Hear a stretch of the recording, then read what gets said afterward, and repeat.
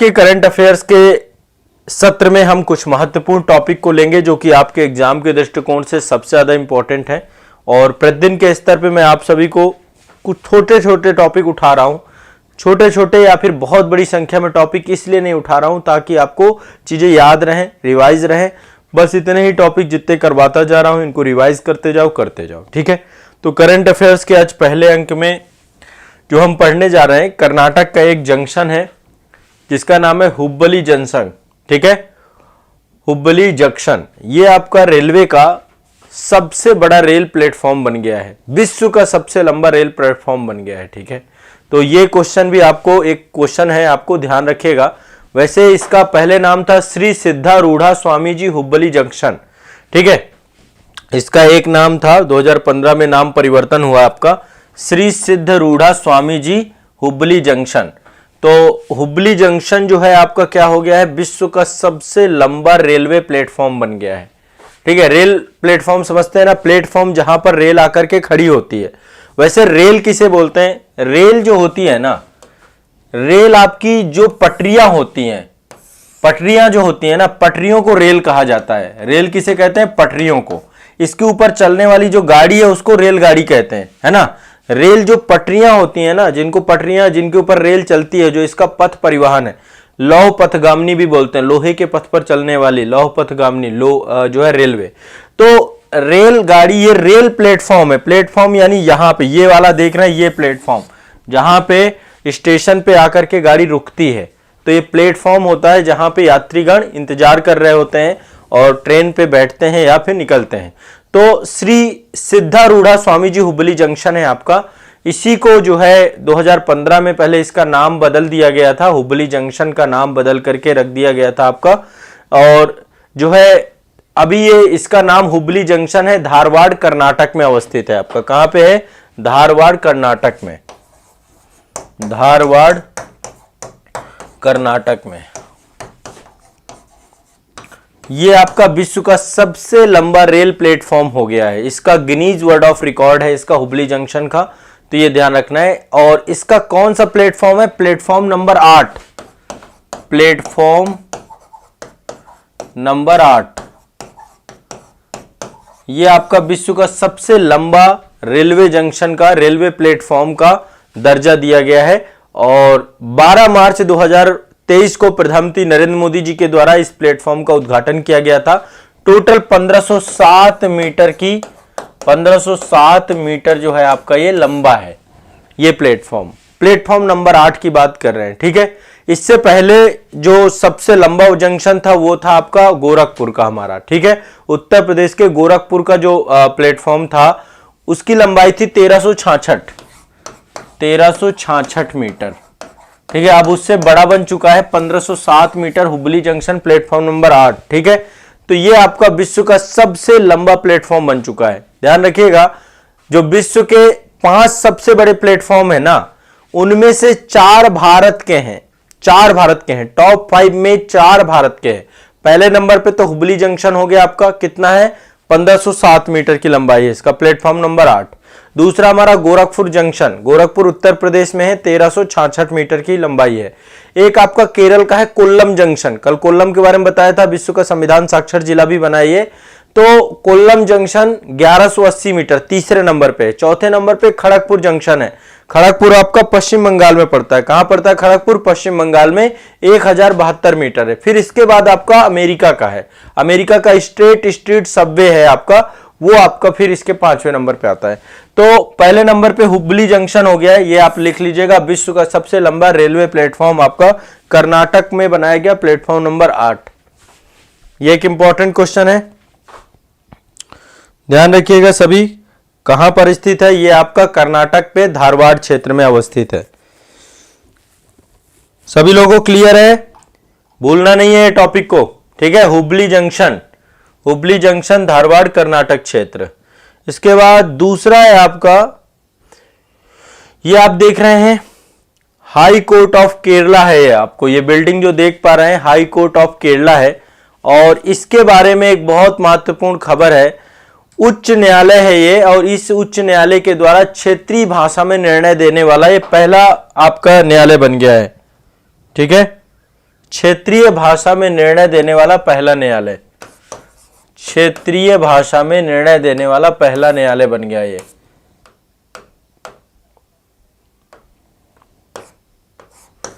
क्षेत्रीय भाषा में निर्णय। अब क्षेत्रीय भाषा यहां पे मलयालम है। कौन सा है? मलयालम है। अभी सुप्रीम कोर्ट के जो चीफ जस्टिस हैं DY चंद्रचूड़, है ना, वो प्रमोट भी कर रहे हैं कि भाई क्षेत्रीय भाषाओं में निर्णय दिए जाएं, उनमें अनुवादित किया जाए। आप देखिए संविधान में, जो हमारी संविधान है, संविधान में 22 क्षेत्रीय भाषाएं हैं। 22 भाषाओं के बारे में चर्चा की गई है। इसको लेकर के अलग से मैंने जो है अनुसूची वाली क्लास आपकी अलग से ले रखी है और आप लोग उसे देख लीजिएगा। वहां पे मैंने बताया है असमी, बंगाली, बोडो, डोगरी, गुजराती, कन्नड़, कश्मीरी, कोंकणी, मैथिली, मणिपुरी, मराठी, हिंदी, नेपाली, उड़िया, पंजाबी, संस्कृत, संथाली, सिंधी, तमिल, तेलुगु, उर्दू, मलयालम। तो मलयालम आपका जो है यहाँ की केरल की है। तो भारत के जो मुख्य न्यायाधीश हैं DY चंद्रचूड़, वो जो है सर्वोच्च न्यायालय और उच्च न्यायालय के निर्णयों को क्षेत्रीय भाषा में प्रकाशित करने के पक्षधर हैं कि भारतीय संविधान की 22 भाषाओं में इनको कम से कम प्रकाशित किया जाए। और इसके लिए उन्होंने कहा कि जो आर्टिफिशियल इंटेलिजेंस है उसका प्रयोग किया जाए, प्राकृतिक भाषा प्रसंस्करण का प्रयोग किया जाए, तो ये बहुत आसानी से अनुवाद किया जा सकता है। और इसके लिए एक जो है कमेटी भी बनाई गई थी अमय ओका के अध्यक्षता में। एक कमेटी बनाई गई थी अमय ओका की अध्यक्षता में। किसकी अध्यक्षता में? अमय ओका की अध्यक्षता में एक कमेटी भी सुप्रीम कोर्ट ने बनाई है। अमय ओका, अमय ओका की अध्यक्षता में कि उच्चतम न्यायालय के जो निर्णय हैं उनको क्षेत्रीय भाषा में अनुवाद किया जाए। तो अमय ओका की अध्यक्षता में एक समिति गठित की गई है। तो अभी हाल ही में फरवरी 2023 में केरल जो आपका उच्च न्यायालय है, हाई कोर्ट है, क्षेत्रीय भाषा में मलयालम में निर्णय प्रकाशित करने वाला भारत का पहला हाई कोर्ट बन गया है। भारत का, अभी देखिए अंग्रेजी और हिंदी का प्रयोग आमतौर पे होता है। अब क्षेत्रीय रीजनल लैंग्वेज को लेकर के भी प्रमोट करने को लेकर जो इस समय मौजूदा आपके CGI हैं वो इस पे काम कर रहे हैं। तो ये आपको ध्यान रखना होगा, ये एक इंपॉर्टेंट है। भारत का पहला उच्च न्यायालय बन गया है मलयालम भाषा में प्रकाशित करने वाला। और केरल के इस समय मुख्य न्यायाधीश है S मणिकुमार। कौन है? S मणिकुमार। S मणिकुमार, ध्यान रखना है। S मणिकुमार केरल के क्या है? आपके मुख्य न्यायाधीश हैं S मणिकुमार, ये ध्यान रखना है, ठीक है। और मलयालम में जो है इन्होंने पूरा का पूरा 2 मामलों की सुनवाई कर रहे थे। एक था आपका वाहन क्रय ऋण, ठीक है, और दूसरा था चेक डैम निर्माण से संबंधित निर्णय। इन दोनों निर्णयों को उन्होंने मलयालम भाषा में प्रकाशित करवाया। तो ये आपको दिमाग में बैठा लीजिए, ये एक क्वेश्चन आपका बन सकता है। बहुत सिंपल है, बहुत ज्यादा दिक्कत नहीं है, ठीक है। तो केरल आपका पहला रीजनल लैंग्वेज में, Kerala high court publish judgment in regional language. तो ये आपका एक क्वेश्चन बन गया। अगला चलते हैं, ये देखिए तमिलनाडु क्लाइमेट समिट 2022 हुई है और इस समिट में तमिलनाडु स्वयं का जलवायु परिवर्तन मिशन शुरू करने वाला भारत का पहला राज्य बन गया है, ठीक है। स्वयं का जलवायु परिवर्तन लिख लीजिएगा, ये तमिलनाडु स्वयं का जलवायु परिवर्तन मिशन शुरू करने वाला भारत का पहला राज्य बन गया है, ठीक है। स्वयं का इन्होंने क्लाइमेट चेंज पर एक जो है मिशन स्टार्ट किया है। अब देखिए आपको पता है कि भारत सरकार के द्वारा क्लाइमेट चेंज मिशन चलाया जाता है। तो इसी तर्ज पे 2021-22 का जब बजट आया था उसमें तमिलनाडु सरकार के द्वारा 500 करोड़ रुपए के व्यय के साथ जलवायु परिवर्तन अनुकूलन और समन गतिविधियों के लिए बहुत सारे कार्यक्रम स्टार्ट करने की बात की थी और इसी में जलवायु परिवर्तन मिशन भी स्टार्ट करने की घोषणा की गई थी। और इसके लिए सरकार ने 3 मिशन चलाए थे। पहला ग्रीन तमिलनाडु मिशन, दूसरा तमिलनाडु आर्द्र भूमि मिशन और तीसरा तमिलनाडु जलवायु परिवर्तन मिशन, ठीक है। 3 मिशन थे। नंबर 1 आपका क्या है? Green Tamil Nadu mission, green Tamil Nadu mission, Tamil Nadu mission, ठीक है। नंबर 2 आपका कौन सा है? नंबर 2 है आपका तमिलनाडु आर्द्र भूमि मिशन, तमिलनाडु आर्द्र भूमि मिशन, आर्द्र भूमि मिशन, ठीक है। और तीसरे नंबर का जो आपका है वो है तमिलनाडु ग्रीन क्लाइमेट, ये तमिलनाडु जलवायु परिवर्तन मिशन, तमिलनाडु। तो यही आपका स्टार्ट किया गया है, जलवायु परिवर्तन मिशन, ठीक है। तमिलनाडु मिशन, तमिलनाडु आर्द्र भूमि मिशन, तमिलनाडु जलवायु परिवर्तन मिशन, ठीक है। तो इसके लागू करने के उद्देश्य से एक कंपनी बनाई गई, तमिलनाडु ग्रीन क्लाइमेट कंपनी। इनको लागू कौन कराएगी? तमिलनाडु ग्रीन क्लाइमेट कंपनी,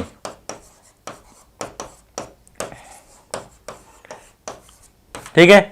तो ये तमिलनाडु भारत का पहला राज्य बना है। 9 दिसंबर 2022 को जो है तमिलनाडु के द्वारा ये देश का पहला राज्य बन गया। 9 दिसंबर 2022 को ये मिशन स्टार्ट हुआ है।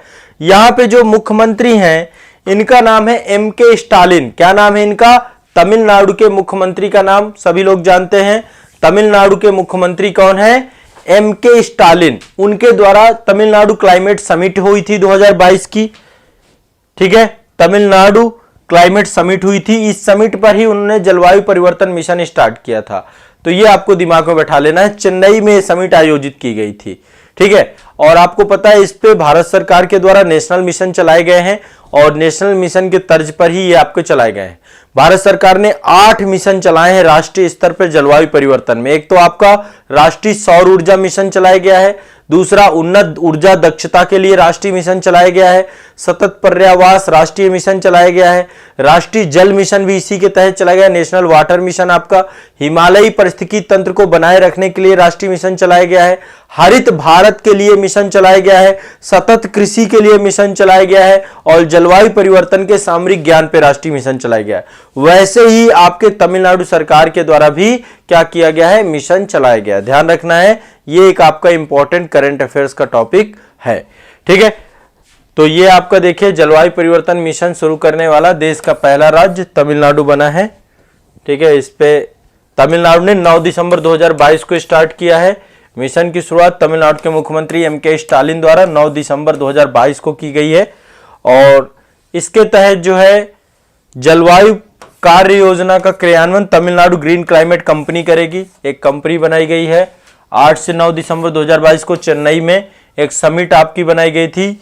उस समिट में जो है जलवायु परिवर्तन शिखर सम्मेलन था, उसके दौरान ही एम.के. स्टालिन के द्वारा स्टार्ट किया गया।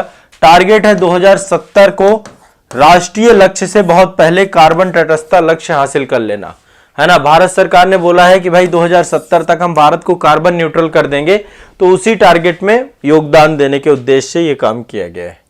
ये देखिए एक जो है बहुत बड़ा जो है एक कार्यक्रम है जिसका नाम है पीएम मित्र।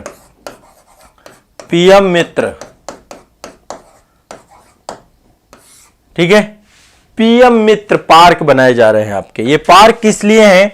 टेक्सटाइल को लेकर के, कपड़ा इंडस्ट्री को लेकर के मेगा पार्क बनाए जाए बड़े बड़े। तो अभी भारत सरकार के द्वारा 17 मार्च 2023 को मेगा पार्क बनाने की बात की गई है। 7 मेगा पार्क बनाने की बात की गई है टोटल। ये देखिए टेक्सटाइल इंडस्ट्री के लिए, कपड़ा उद्योग के लिए है, तो 7 मेगा पार्क बनाए जा रहे हैं। पीएम मित्र इसी को कहते हैं, प्रधानमंत्री mega integrated textile regional and apparel park, ठीक है। तो इसी का नाम पीएम मित्र रखा गया है। तो 7 मेगा पार्क कहां कहां बनाए जा रहे हैं, इसको लेकर के क्वेश्चन बन सकता है। कहां कहां बना रहे हैं? 7 मेगा पार्क बनाए जा रहे हैं, ठीक है। नंबर 1 पहला है तमिलनाडु पे, ठीक है। पहला बन रहा है तमिलनाडु पे, दूसरा बन रहा है कर्नाटक, तीसरा महाराष्ट्र, जहां पे टेक्सटाइल इंडस्ट्री सेंट्रिक है वहां पर ये काम किए जाएंगे। गुजरात, यूपी, हमारा उत्तर प्रदेश भी है इसमें, ठीक है, और मध्य प्रदेश, एमपी। इन राज्यों में 6 राज्य हैं, इन 6 राज्यों में 7 मेगा पार्क बनाए जाएंगे, ठीक है। इसके लिए 70,000 करोड़ रुपए का निवेश किया जा रहा है और इससे 20 लाख रोजगार सृजन की संकल्पना की गई है, ठीक है। 20 लाख रोजगार सृजन की संकल्पना की गई है। तो पीएम मित्र को लेकर के भारत सरकार क्या बना रही? टेक्सटाइल पार्क बना रही है। ध्यान रखिएगा, इसको टेक्सटाइल पार्क बनाई जा रही है, ठीक है।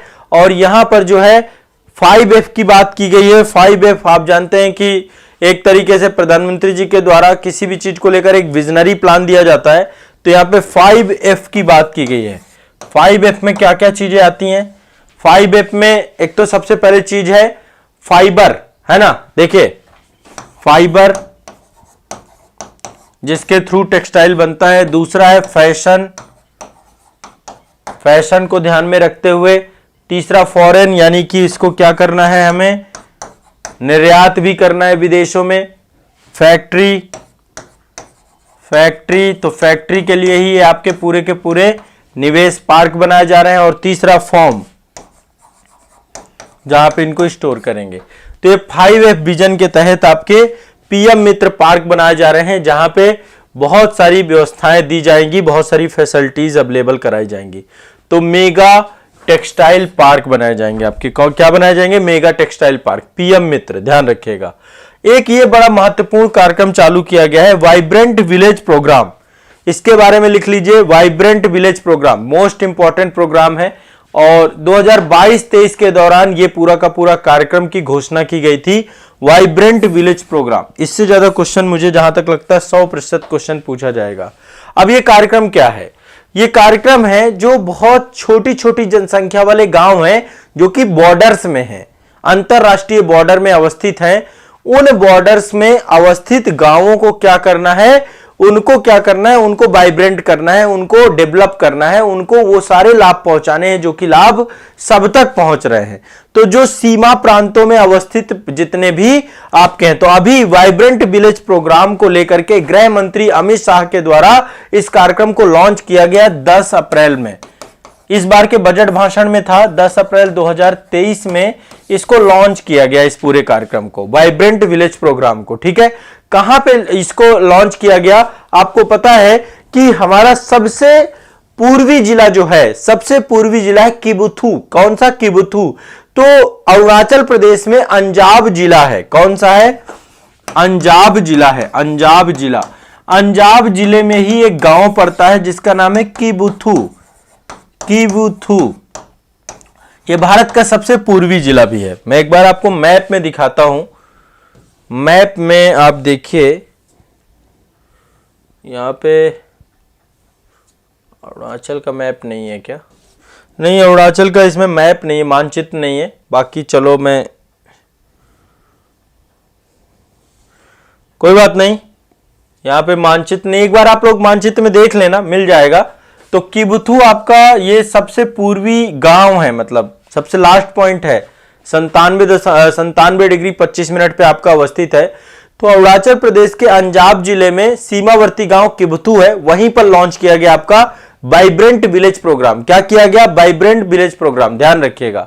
ठीक है, तो वाइब्रेंट विलेज प्रोग्राम को लेकर के बजट में व्यवस्था की गई थी, इसको लेकर के।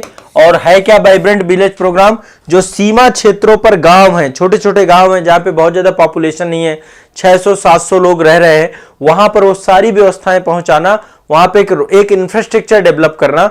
और वाइब्रेंट विलेज प्रोग्राम को 15 फरवरी 2023 को नरेंद्र मोदी जी की अध्यक्षता में कैबिनेट के द्वारा इस योजना को मंजूरी भी दी गई थी। तो ये एक आपका बहुत इंपॉर्टेंट परियोजना है। और इसके तहत अभी 4 राज्यों को लक्षित किया गया है, 4 राज्यों के गांवों को लिया जाएगा। एक तो हिमाचल प्रदेश, दूसरा अरुणाचल प्रदेश, सिक्किम और उत्तराखंड। ठीक है, और लद्दाख। ठीक है, ये मैं 4 राज्य और एक यूटी है, इसमें 4 राज्य और एक यूटी है। इनके सीमावर्ती जितने भी है, एक तो हिमाचल प्रदेश है, दूसरा आपका अरुणाचल प्रदेश है, तीसरा आपका सिक्किम है, ठीक है, और हिमाचल, और चौथा है आपका उत्तराखंड। ठीक है, ये आपके 4 हो गए, हिमाचल प्रदेश, अरुणाचल प्रदेश, सिक्किम और उत्तराखंड, और साथ में लद्दाख। लद्दाख इनके जो गांव हैं, छोटे छोटे गांव हैं जहां पे बहुत कम आबादी रह रही है, लगभग अभी 2967 गांवों को चिन्हित किया गया है, 2967। तो किबुथु से स्टार्ट किया गया है आपका। ठीक है, म्यांमार बॉर्डर से लगता है अरुणाचल प्रदेश में, वहां से स्टार्ट किया गया है। तो इनमें सबसे पहली बात, जहां पे मतलब इन गांवों में लोग रह रहे हैं, वहां पे रहने के लिए इनको प्रोत्साहित किया जाएगा। वहां से इनके पलायन को रोकने का प्रयास किया जाएगा कि वहां से पलायन न करें, क्योंकि वो सारी व्यवस्थाएं इनको देने का प्रयास किया जाएगा, जो व्यवस्थाएं राष्ट्रीय स्तर पर सभी को मिल रही हैं। ठीक है, तो ये भी आपको ध्यान रखिएगा। वाइब्रेंट विलेज एक्शन प्लान, ये पूरा का पूरा प्रोग्राम इसके तहत आपका डेवलप किया गया है, वाइब्रेंट विलेज प्रोग्राम बनाया गया है। ये आप देख सकते हैं, ये है किबुथु, मैंने आपको अभी दिखा दिया। ये मानचित्र है अरुणाचल प्रदेश का, यहाँ पे ये है आपका। ठीक है, यहाँ पे देखिए काफी गांव है, किबुथु है, काहो है, मुसाई है, तो यहाँ पर ये गांव आपके स्टैब्लिश हैं। तो ये आपके सबसे पूर्वी क्षेत्र के तौर पे आपका है जहां पे इस्टेब्लिशमेंट है। मात्र देखिए किबुथु में 723 लोग ही हैं, ज्यादा लोग नहीं, 129 घर हैं यहाँ पर। ठीक है, तो इन सभी को यहाँ से आपका बॉर्डर विलेज जो आपके हैं इनको डेवलप करने का प्रयास वाइब्रेंट विलेज प्रोग्राम के तहत किया जाएगा। ठीक है, तो ये आपको ध्यान रखना है। तो देखिए आपके ये देख रहे हैं, ये किबुथु है आपका। तो वाइब्रेंट विलेज प्रोग्राम से क्वेश्चन पूछेगा आपका। तो इस तरीके से वाइब्रेंट विलेज प्रोग्राम हो गया आपका। ठीक है, दूसरा टॉपिक आपका मेगा टेक्सटाइल पीएम मित्रा हो गया। ठीक है, इसके बाद आपका एक टॉपिक हो गया यहाँ पे तमिलनाडु हो गया, जलवायु परिवर्तन मिशन, केरला हाईकोर्ट हो गया, और एक आपका हुबली जंक्शन हो गया। 5 टॉपिक आपके हो गए। आज के लिए इतना ही रखेंगे। ठीक है, हुबली जंक्शन विश्व का सबसे लंबा platform, Kerala high court regional language Malayalam में निर्णय जारी करने वाला पहला राज्य, तमिलनाडु आपका ग्रीन तमिलनाडु क्लाइमेट जलवायु परिवर्तन तमिलनाडु जलवायु परिवर्तन मिशन चालू करने वाला पहला राज्य आपका बन गया। इसके बाद आपका पीएम मित्र 7 राज्यों में, वो माफ करिएगा 6 राज्यों में 7 टेक्सटाइल पार्क बनाए जा रहे हैं, पीएम मित्र बनाया जा रहा है आपका। ठीक है, और इसके बाद जो है आपका ये vibrant village programme most important है। 10 अप्रैल 2023 को किबुथु में अमित शाह जी के द्वारा इसको क्या किया गया, रिलॉन्च किया गया, एस्टेब्लिश किया गया, और इसके तहत जो है हम बेसिक इंफ्रास्ट्रक्चर देंगे, समावेशी विकास की दिशा में प्रयास कर। तो ये आपको ध्यान रखना है, वाइब्रेंट विलेज प्रोग्राम। ठीक है, आज के लिए इतना ही रखेंगे। ये महत्वपूर्ण टॉपिक हैं आप सभी के करंट अफेयर्स के, और इतना बस रटते जाइए, याद करते जाइए, थोड़ा थोड़ा आपका होता जाएगा, सारे टॉपिक कंप्लीट होते जाएंगे। तो नेक्स्ट क्लास में आगे के टॉपिक देखेंगे। आज के लिए इतना ही रखते हैं।